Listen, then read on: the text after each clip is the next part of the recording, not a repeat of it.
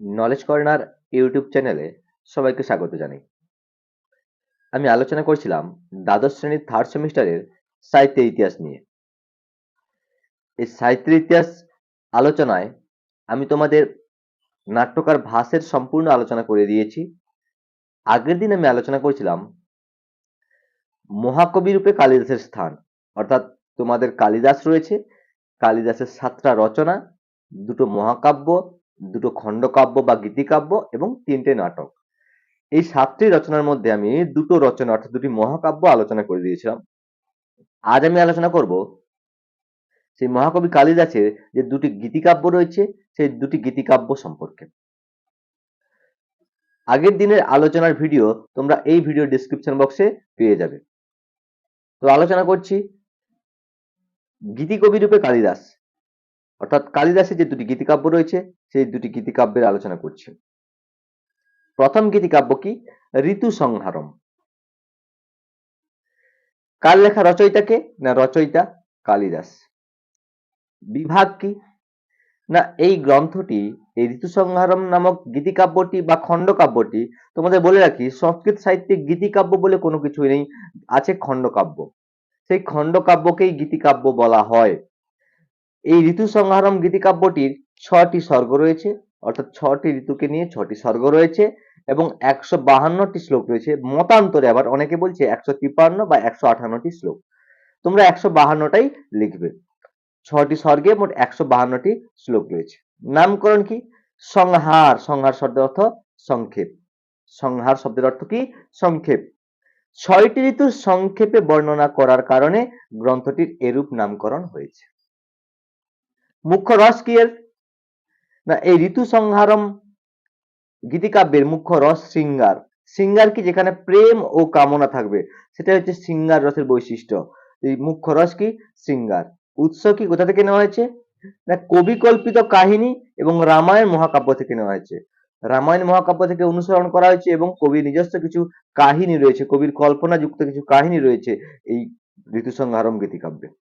কোন শ্রেণীর রচনা? না খণ্ডকাব্য বা গীতিকাব্য শ্রেণীর রচনা। কাব্যের ধরন কি? না কাব্যের ধরন এটা প্রেমমূলক গীতিকাব্য।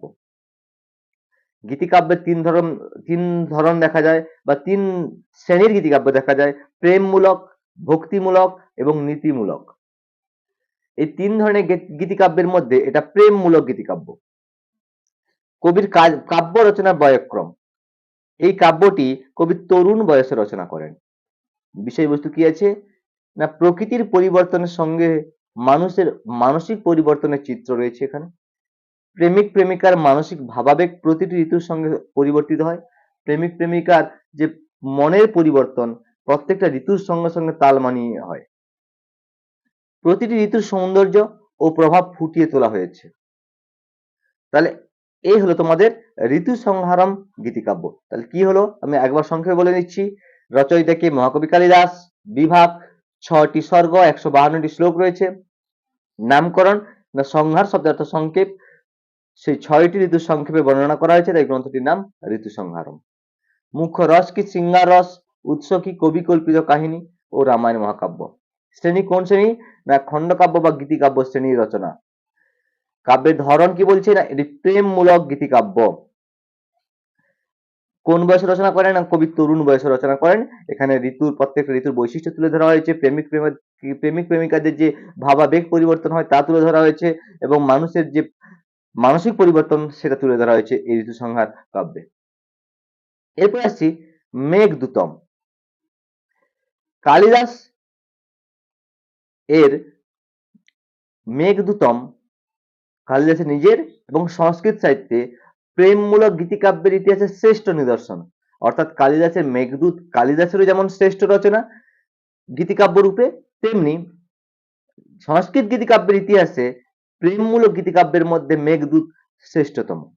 রচয়িতা কে? কালিদাস। বিভাগ কি? এই কাব্যটি দুটি ভাগে ভাগ করা যায়, পূর্ব মেঘ ও উত্তর মেঘ। পূর্ব মেঘের শ্লোক সংখ্যা কত? না 63টি এবং উত্তর মেঘের শ্লোক সংখ্যা 52টি। এখানে শ্লোক সংখ্যা হবে, উত্তর মেঘের শ্লোক সংখ্যা 52টি। মেঘদূতের মোট শ্লোক তাহলে 115টি।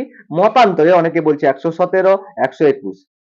মেঘদূতের প্রখ্যাত টিকাকার মল্লিনাথ তার সঞ্জীবনী টিকায় বলেছেন কি মেঘদূতের শ্লোক 121টি। সেই 121টির মধ্যে 6টি শ্লোক প্রক্ষিপ্ত পরে যোগ করা হয়েছে। নামকরণ কি না এখানে মেঘকে দূত বা বার্তাবাহক হিসেবে ব্যবহার করা হয়েছে, তাই এরূপ নামকরণ। মুখ্য রস কি না মুখ্য রস বিপ্রলম্ভ সিঙ্গার। সিঙ্গার রসের একটা ভাগ বিপ্রলম্ভ সিঙ্গার, সেই বিপ্রলম্ভ সিঙ্গার এর মুখ্য রস। উৎস কোথা থেকে নেওয়া হয়েছে না ব্রহ্মবৈবর্ত পুরাণ, রামায়ণ, মহাভারত, বৃহৎ কথা প্রভৃতি থেকে এর কাহিনী উপজীব্য। কোন শ্রেণীর রচনা খণ্ডকাব্য বা গীতিকাব্য। কোন ছন্দে লেখা না সপ্তদশাক্ষরা মন্দাক্রান্তা ছন্দে, অর্থাৎ সপ্তদশাক্ষরা মন্দাক্রান্তা ছন্দে রচিত এই মেঘদূতম গীতিকাব্যটি। কাব্যের ধরন কি না প্রেমমূলক গীতিকাব্য। টিকাকারকে না মল্লিনাথ সুরীর সঞ্জীবনী টিকা গুরুত্বপূর্ণ। অনেক টিকা রয়েছে কিন্তু তার মধ্যে মল্লিনাথ সুরী রচিত মল্লিনাথ সুরীকৃত সঞ্জীবনী টিকা। নায়ক কোন শ্রেণীর নায়ক কি নায়ক না ধীর ললিত নায়ক যক্ষ। এই ব্রহ্মবৈবর্ত পুরাণ থেকে যদি কাহিনী নেওয়া হয়েছে সেখানে যক্ষের নাম ছিল হেমমালী। আর নায়িকা স্বকিয়া ও পদ্মিনী নায়িকাকে যক্ষিণী। আর তার পূর্বে নাম ছিল ব্রহ্মবৈবর্ত পুরাণে বিশালাক্ষী। মেঘদূতের অন্য কি নাম রয়েছে না মেঘদূতের অন্য নাম রয়েছে দ্রুত বাক্য বা বিরহ বাক্য। সরি বাক্য নয়, দ্রুত কাব্য বা বিরহ কাব্য। মেঘদূতের অন্য নাম কি দ্রুত কাব্য বা বিরহ কাব্য। কাব্য গুণ কি বলছে ও রীতি না কাব্যের গুণ প্রসাদ গুণ ও রীতি বলছে প্রসাদ গুণ ও মাধুর্য গুণ। আর রীতি বৈদর্ভ রীতি দেখা যায়। কবির কাব্য রচনা বয়ক্রম না কবির এটা পরিণত বয়সের কাব্য রচনা। কাব্যের শুরু হয়েছে কি দিয়ে না কচিত শব্দ দিয়ে কাব্য শুরু হয়েছে। কচিত কান্তা বিরহ গুরুনা সাধিকার প্রমত্ত সাপে নাস্তঙ্গমিত মহিমা বর্ষভোগ্যেন ভর্তু যক্ষশ্চক্রে জনক তনয়া স্থান পুণ্য উদকেশু স্নিগ্ধ ছায়া তরুষু বসতিং রাম গির্জাশ্রমেশু। এই কচিত শব্দ দিয়ে কাব্যের শুরু। বিষয়বস্তু কি না এক যক্ষ অভিশপ্ত হয়ে রামগিরি পর্বতে নির্বাসিত, বর্ষাকালে সে মেঘকে দূত রূপে পাঠায়। পূর্ব মেঘে প্রকৃতি পথ নির্দেশ এবং প্রকৃতির বর্ণনা রয়েছে, আর উত্তর মেঘে রয়েছে অলকাপুরী ও বিরোহিনী যক্ষ বধূর বর্ণনা রয়েছে। এই হলো তোমাদের মেঘদূত কাব্যর সংক্ষিপ্ত আলোচনা। তাহলে কি বলছি আমি আরেকবার বলে দিচ্ছি মেঘদূত রচয়িতাকে না রচয়িতা হচ্ছে কালিদাস। বিভাগ দুটি ভাগ পূর্ব মেঘ এবং উত্তর মেঘ।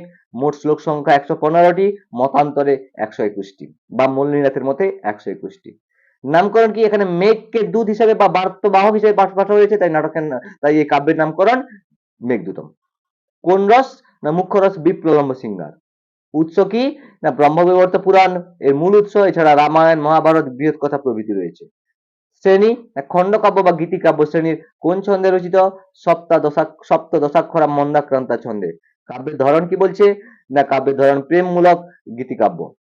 তারপরে হচ্ছে টিকাকারকে না টিকাকার মল্লিনাথ সুরীর সঞ্জীবনী টিকা। নায়ক কোন শ্রেণীর নায়ক ধীর ললিত নায়ক, নায়ককে যক্ষ। নায়িকা কোন শ্রেণীর নায়িকা স্বকিয়া এবং পদ্মিনী শ্রেণীর, নায়িকাকে যক্ষিণী। নামান্তরকে মেঘদূতের অন্য নাম হলো দ্রুত কাব্য বিরহ কাব্য। কাব্যের গুণ কি কাব্যের প্রসাদ ও মাধুর্য গুণ, রীতি বৈদর্ভ রীতি। বৈদর্ভী রীতি দেখা যায় কি না প্রসাদ ও মাধুর্য গুণ বৈদর্ভী রীতি দেখা যায়।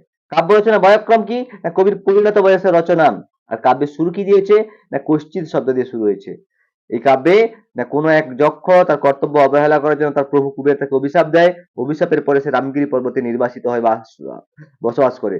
সেখানে সে মেঘকে দেখে তার ক্রিয়াকে সংবাদ পাঠানোর মনোবাঞ্ছনা তার মনে উদ্ভব হয়, অর্থাৎ তার মনে জেগে ওঠে যে তার প্রিয়তমা তার জন্য চিন্তা হয়তো দিন পাত কিভাবে করছে, কিভাবে কষ্টে দিন কাটাচ্ছে, তাই তার সংবাদ পাঠাতে চাইছে সে।